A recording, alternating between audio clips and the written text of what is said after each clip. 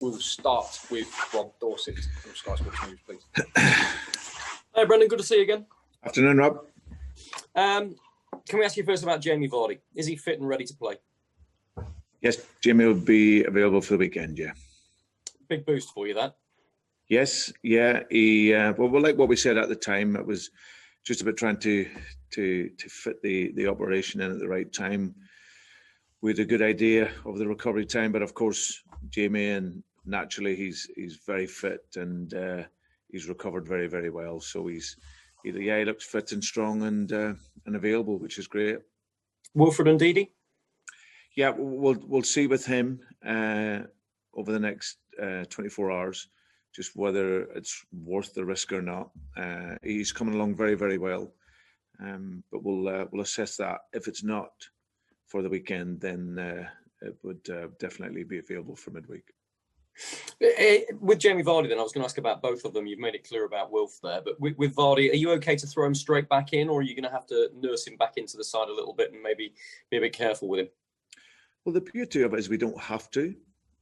I think that's the key. Like you've seen Kelechi the other night. Kells was terrific in his work rate, scored a great goal. So obviously he'll be high in confidence. With Jamie, of course, we all know he's so important to us. And but the beauty of it is he's just he's come out of an operation. We don't need to rush him back, but just to have him available, whether it's to start or come off the bench, is a huge boost for us.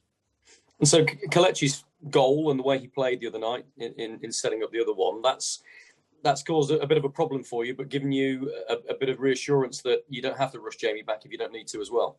Yeah, it's not so much a problem, Rob. It's great that that Kells has got his goal, and because he's worked so hard, not just from games when he's played, every day in training. So he got his reward for that. Some of the times, like against Crystal Palace, he didn't. He worked very hard in that game.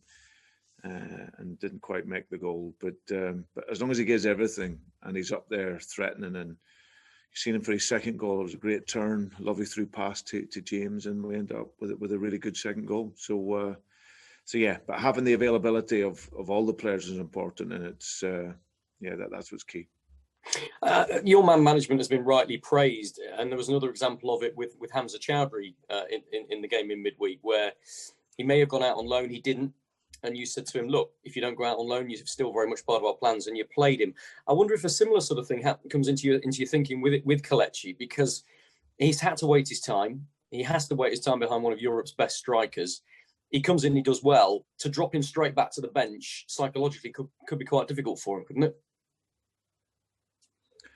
Well, I think that everyone understands the role and position here.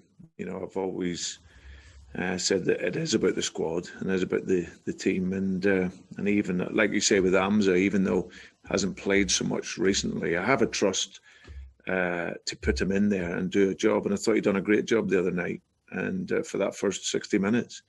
So it's the same with all the players, and some of the players have had that with them, like Mark Albright. And I think what is important is the communication. It's they obviously have all understood. They all play an important role. I can't pick the same team in every game, but like I say, they all carry the same importance. So when they're asked to come in and play, they've all done fantastic. And like you say, with Kells or with Hamza, we speak with them and communicate with them so that they're ready to come in and do the job. But it's a huge testament more to their professionalism, that they work so hard every day that allows them to come back in and do a great job for the team. I wonder if you see in the side an increased kind of resilience and consistency this season compared with last season. The quality is the same. There's no doubt about the quality of the young squad you've got, the young team you've got. Yeah. But this season, you've never gone 3 matches without a win. And I wonder if that says that to you, that resilience and consistency that you've been calling for, that you said would only come with time, is maybe starting to come. Yeah, and I think it's like I say, it is time. The players are so honest, and again, it's creating that mindset for them that because, as I said, some clubs you can lose a game or 2 games and you go into crisis, and but that's never the case here because of how we try and manage that. Everyone can lose a game of football, and if you've got an honest group of players we can all go away together and reflect on it and see what we can learn from it, and then be better in our next game. And like you say, we drew against Everton, but we had a fantastic performance. Okay, we didn't win the game, but we played really well, in particular second half, and arguably deserved to win the game, but we didn't. So, okay, let's go away. Where can we be better? We weren't so good against Leeds, and we're honest enough, to accept that. And of course, when you lose games with players, there's always a vulnerability. But alongside that is this tremendous courage that my players have to go away and respond and honestly reflect. And then we can take confidence and energy and enthusiasm into our next games. And we always prepare well. We always are ready for the next game. And thankfully, the players can go out and produce. And against Fulham the other night, they produced a really, really good performance.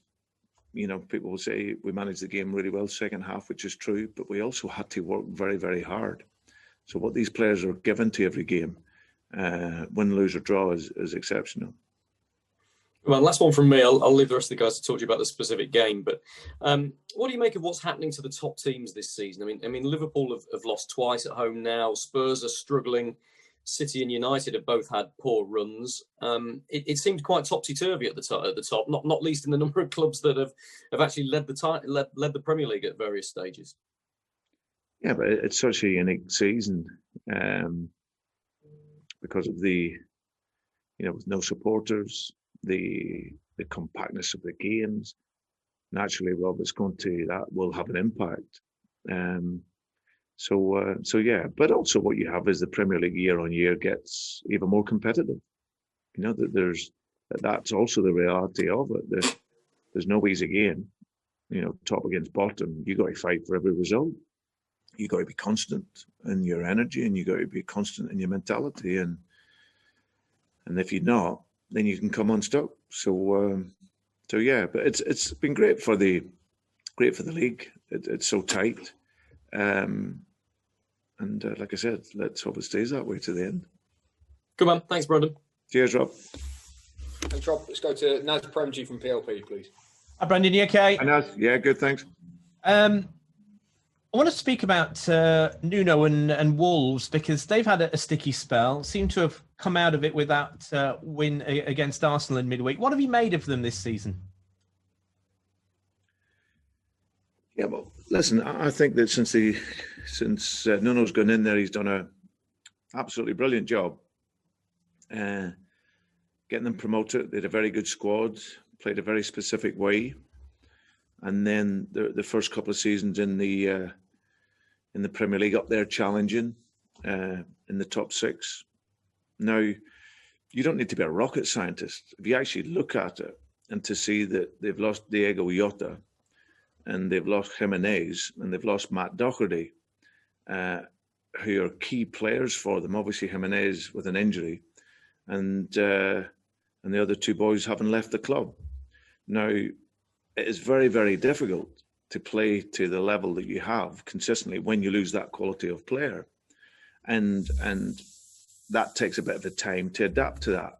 Matt Doherty was a regular. He scored a lot of goals for them and was a key player. So he's not there. And so you have to bring in new players to replace players that are, been outstanding. And in particular, Jota and Jimenez, where there's such goal threats for the team. So it takes a bit of time. And obviously, Nuno's tried to evolve the team. They've played a very clear set system for upwards of 3 years. And now into this season, looking to evolve that a little bit. So they're playing out of different systems, but it doesn't take away the quality of him as a manager and his coaching staff. And of course, it takes that little bit of time for the team to then grow again in a different way. So it hasn't surprised me at times whenever they haven't maybe quite picked up the results. I remember my time at Liverpool when I didn't have Luis Suarez and Daniel Sturridge. and they probably scored 3/4 of the goals of the team, and people wondered why we weren't a goal threat when they weren't there. So it's something that can happen, and it just takes that little bit of time for all to knit back together again and grow again. And Wolves will be the same. They're still a very good side. Still don't concede too many opportunities and chances, and they're a good team. I know Rob spoke about Kelechi, but how pleased are you with Barnes and Maddison in terms of they're not just creating goals now, they're scoring a fair few of them, and you have a lot of goal threats now within your squad, don't you? Yeah, and again, that's the patience and time that's required for players to develop. Harvey's on 11 goals, and I'm not sure exactly the number of assists that he have, but he's getting there in terms of his numbers on that, which is fantastic for a wide player. James, his efficiency in the game. When I arrived in here, people were looking at James as this number 10. Was he a luxury player? But you only need to look at him now, and you see his productivity in games, his skill and talent is very much there, but his tactical idea of the game is so good. His work rate in games, his tenacity in the games, and like you see the other night, his quality is of the very, very highest level. He's cross. He's working the last line much more. He's understanding that we want more numbers from him, but he also wants it for himself. He wants to be producing consistently, and that's what he's doing. So to see the two talents develop, that's in essence what coaching and managing is about, seeing improvement and development. You spoke a little bit after the game at Fulham about coaching and how things have sort of evolved since sort of over the years that you've been in coaching and management roles. Just can you elaborate on that for us? You were talking, I think there was a lot of talk about space the other night with, I think it was JP. With what, sorry? You spoke a lot about how coaching has evolved and how you've had to tweak your sort of methods for the modern game the other night. Can you elaborate on that for me? Yeah, my vision and philosophy is very much the same as when I started in terms of how I want my teams to play, and hopefully when any team I go into, that there's a clear identity in terms of how the team will play. What I was highlighting was that I think in the modern game, you need to, rather than say be fixed in one system of play, then it helps and supports the players if the team are comfortable playing out of different systems. So for example, my own team, I think we're comfortable with the ball. We're equally as comfortable if we want to drop in a little bit deeper and play on in counter attack. And I think the best teams have that balance. They can play in many ways. And if I look at our second goal the other night, we were breaking out in a counter attack moment from the edge of the box. Fulham recover really well. Then the counter attack is now finished. It's then now how you then play that different, side of the game. We then could keep the ball, draw them back out again, and then look to speed up the attack. And thankfully we end up getting the second goal. So the game is evolving all the time, and as a coach and manager, you're having to do that. So you cannot be fixed in purely one system, I would say, and I think that's the greatness of the Premier League. So many different styles, different systems, and as a coach, it's fascinating to be involved in. We've mentioned a few players. I wanted to mention Ricardo, who's recently come back from that lengthy injury. He's been pretty spot on, hasn't he, since his return? And how pleasing is it to have him back, because he was a key player for you at times last season? Yeah, well, he's one of the top fullbacks in the Premier League.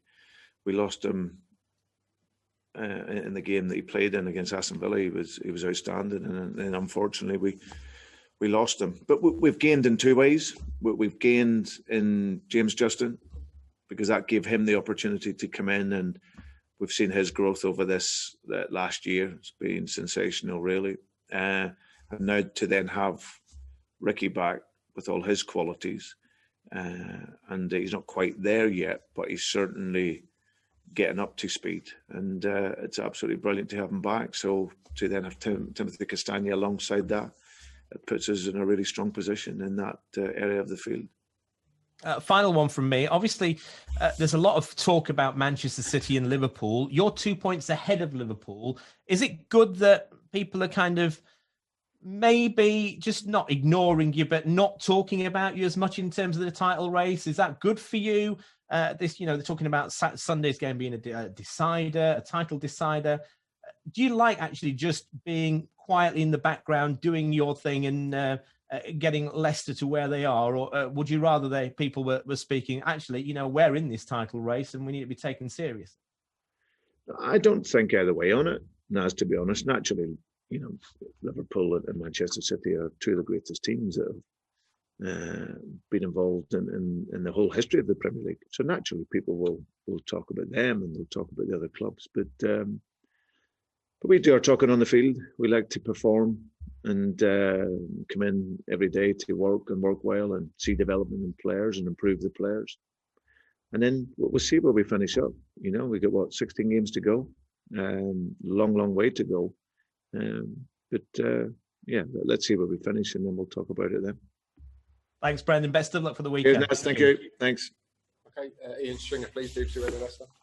Hi, Brendan. Hi, Ian. Hello there. I will start with mopping up a few injuries, Brendan, if you wouldn't mind. Yes. Because I think we may have missed Wesley Fofana, who clearly has a hamstring problem. How's he?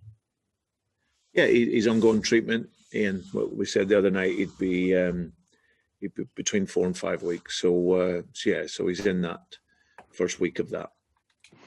That's a loss, clearly a loss. Timothy Castagne as well. That was again. You mentioned he felt it the other day, didn't you? How's he?